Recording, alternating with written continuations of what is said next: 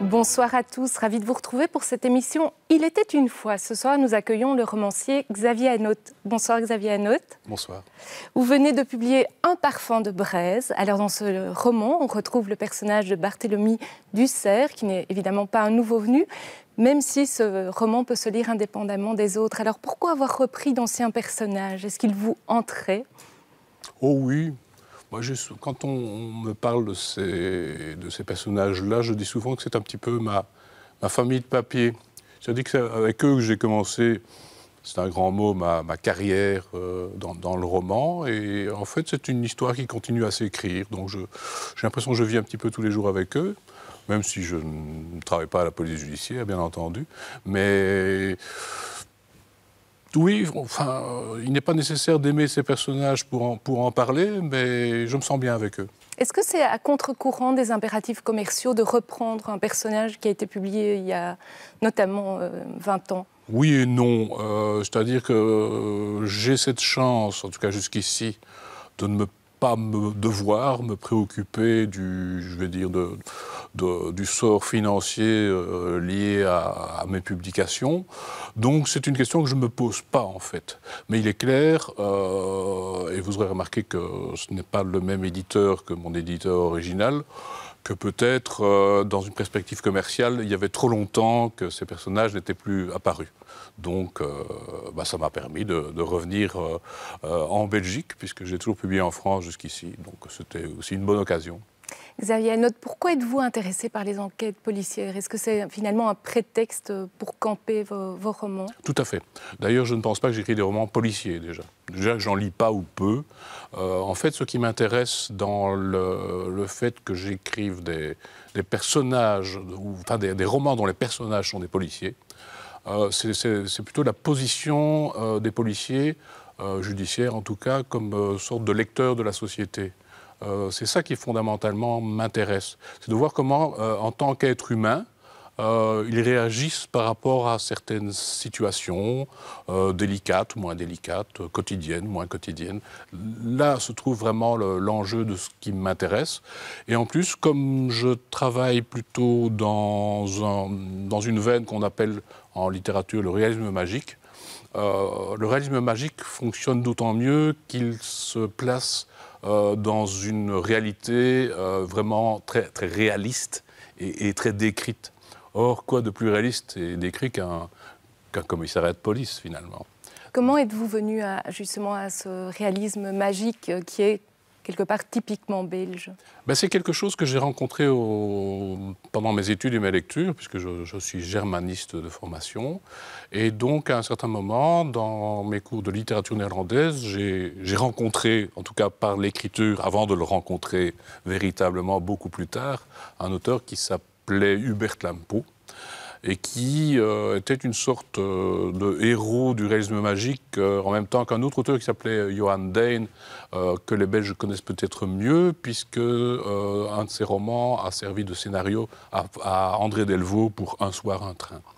Donc c'est cette rencontre-là, donc avec un courant littéraire qui n'est pas à proprement parler fantastique, mais qui décrit une réalité qui par moments dérape de manière plus ou moins subtile, quitte à ce que le monde retombe dans ses gonds à la fin du roman ou du récit qui est tenu.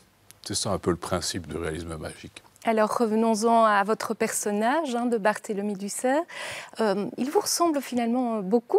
Il est comme vous anglophile, il est traducteur, donc il y a pas mal de points communs entre vous. Rimbaud disait « je » est un autre, évidemment dans un tout autre contexte, mais c'est un petit peu le cas ici. Vous savez, j'ai horreur de ce qu'on appelle, ce qu'on a appelé récemment l'autofiction.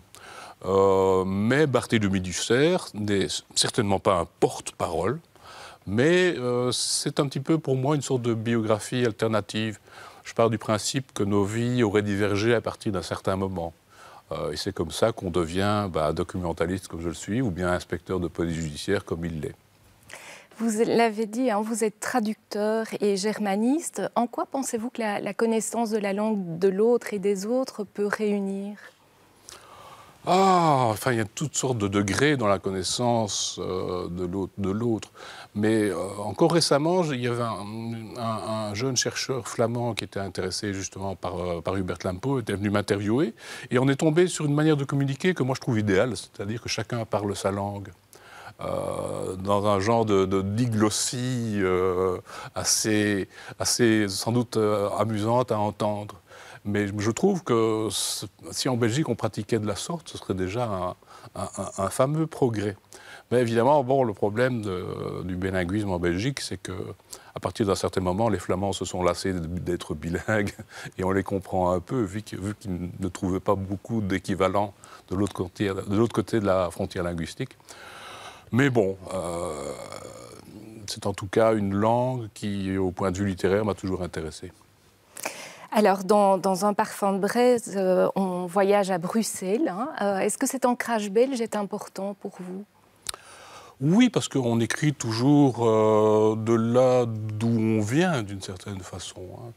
Pour autant, il ne faut pas tomber dans ce qu'on appellerait abusivement de la littérature de terroir. Hein. Ça, c'est autre chose. Mais je crois qu'on parle bien de ce qu'on maîtrise et de ce qu'on vit. Quitte à s'approprier d'autres choses, évidemment. Hein.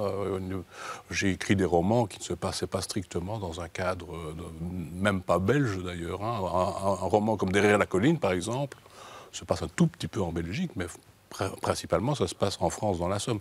Donc non, je n'en fais pas un principe, mais il est clair que je n'ai pas honte de ma belgitude et qu'il n'y a aucune raison de ne pas revendiquer cela. Donc il ne faut pas la maquiller, même pour être publié à Paris, par exemple ? Non, visiblement non.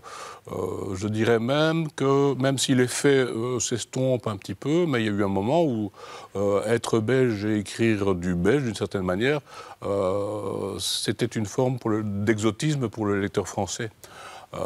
Qui en fait connaît très mal la Belgique, puisque la Belgique, c'est le pays qui est tellement près qu'on finira bien par y aller un jour, et en fait on n'y va jamais. Hein. Donc, mais cet effet d'exotisme, ça je m'en rends compte, s'estompe. Hein. C'est beaucoup moins sensible maintenant. Alors dans Un parfum de Braise, on retrouve aussi le milieu de l'art, hein, notamment des faux en peinture. Et puis il y a une peinture de Van Dyck qui vous semble proche d'un point de vue autobiographique aussi ? Oui, tout à fait. Parce que mon père était architecte, mais son grand rêve, c'était la peinture. Donc, en fait, il a fait des études où on pouvait faire du dessin. Mais comme, disons, familialement, il devait quand même gagner sa vie, donc il a commencé et il a terminé des études d'architecte à Liège. Et donc, c'est comme ça que la peinture a exercé sur lui un attrait certain. Le problème de mon père, c'est qu'il prétendait toujours qu'il n'avait aucune imagination, et donc ce qu'il adorait faire, c'était des copies. Et donc, dans ma maison de la Hulpe, il y a effectivement une copie du Saint-Martin dont je parle dans le livre, et auquel donc Barthélemy est confronté. Et on retrouve une photo en début de volume, avec un petit clin d'œil alors autobiographique, puisque vous le disiez, hein, vous mêlez subtilement des éléments biographiques. Oui, c'est-à-dire que les connaisseurs reconnaîtront effectivement le tableau qui est peint et feront le lien. L'importance de l'art dans votre vie, et ce sera ma dernière question, ça vous habite, le fait non seulement de lire, mais d'aller à des expos ? Oui, bien sûr. Moi-même, j'ai dû choisir de cette manière, puisque j'étais quand même assez doué pour le dessin. Mais j'ai très vite trouvé qu'on allait plus loin, en tout cas par rapport à mes désirs, grâce à l'écriture. Parce que l'écriture, finalement, ça vous permet aussi, d'une certaine manière, d'être cinéaste sans équipe. Le cinéma aussi est très important pour moi. Donc oui, non, vivre sans art, ça ne serait pas possible, ça c'est évident pour moi. Eh bien, Xavier Hanotte, merci de nous avoir rejoints ce soir sur le plateau. Un parfum de Braise a été publié aux éditions Werige. Merci à vous de nous avoir suivis. Si vous souhaitez revoir cette émission ou une précédente, il suffit de vous rendre sur le site d'Ovio ou sur celui de Catobel. À très bientôt pour une prochaine rencontre.